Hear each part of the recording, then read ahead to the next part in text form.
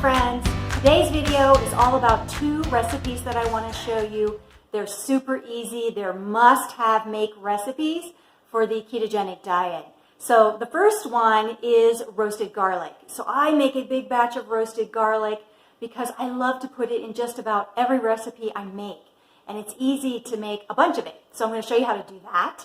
And then I want to show you a cheese sauce recipe that's very nutritious. Tonight we're going to have it on steamed broccoli. So we're going to have pan-seared scallops in butter and garlic, and then we're going to have steamed broccoli with an amazing cheese sauce. And I just want to show you these 2 very easy recipes.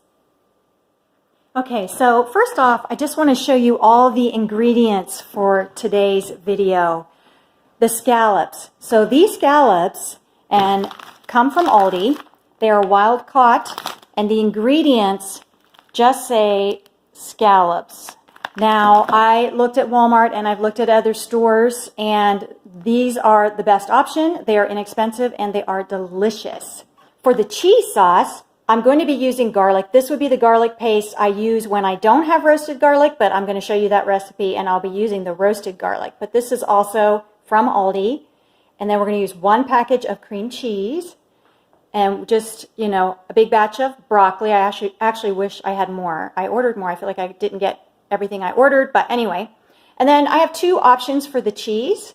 This Kerrygold is absolutely delicious, but what happens is we really just like to cut off chunks of this. If you see this at Walmart or Whole Foods or Fresh Time or Trader Joe's, buy this stuff. It is so good. Another one I do buy quite often is this seriously sharp cheddar cheese, the Cabot cheese. You can find this in lots of places too.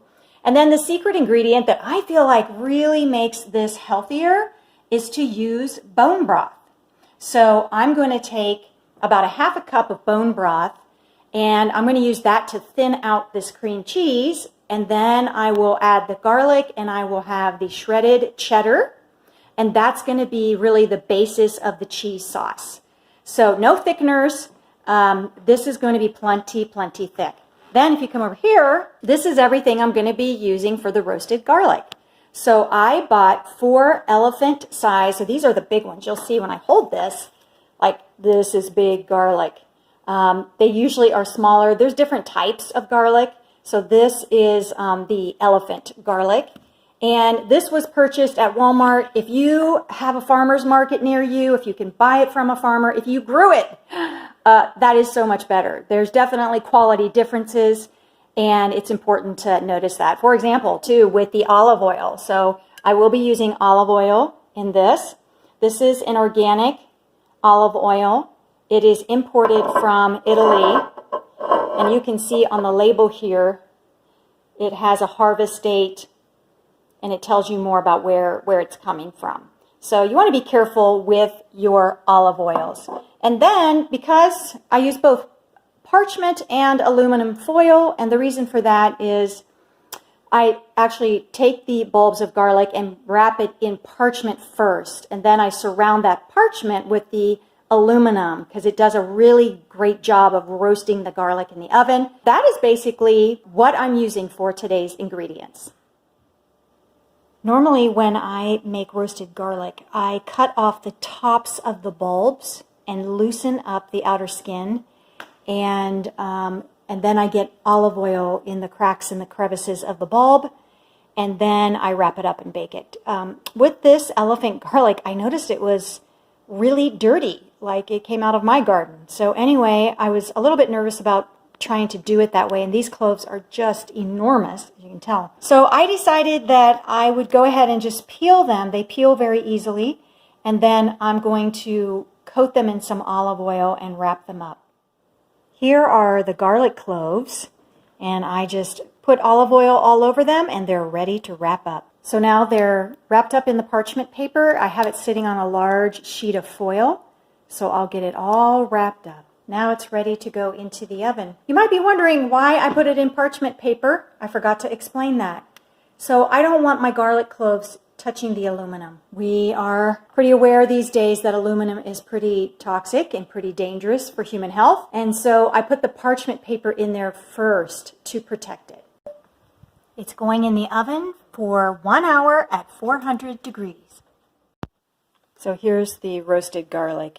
It's all done and ready to go, so I will freeze these and get them out when I need them. So I am melting the cream cheese into the broth. And I have a couple of the cloves of the roasted garlic that I just made. One thing to keep in mind with dairy is that you want to stay focused on the fat. This is the easiest part of dairy to digest. A lot of people have troubles with dairy. And also the great thing about this recipe is that broth is so good for the gut lining. So putting these two together is a great recipe. So I have the half cup of broth melted into the cream cheese and the garlic, and I used my hand mixer immersion blender, to make that very smooth and creamy. Then I added a little bit of butter here and a bunch of cheddar cheese, and that will complete the sauce. And now the melted cheddar is been infused into the sauce, so it is ready to go. And then over here, I have the garlic. So what I did is I just took the roasted garlic cloves, and I just took my knife through it so that I could break it up into smaller pieces. And I'm going to keep this pretty flat just like it is. And I will freeze it with the parchment paper and everything. I'll put it in a gallon-size freezer bag. Try to lay it as flat as possible so that I'll be able to just kind of break off a chunk when I need to use it for a recipe. Here's the garlic all wrapped up and ready to go into the freezer. It'll be super easy to pull this out and just pull off a chunk. And here's the final result. It's going to be so yummy. I hope you enjoyed these two recipes. I hope you'll make them sometime soon. Thanks so much for visiting today, and I will see you in the next video.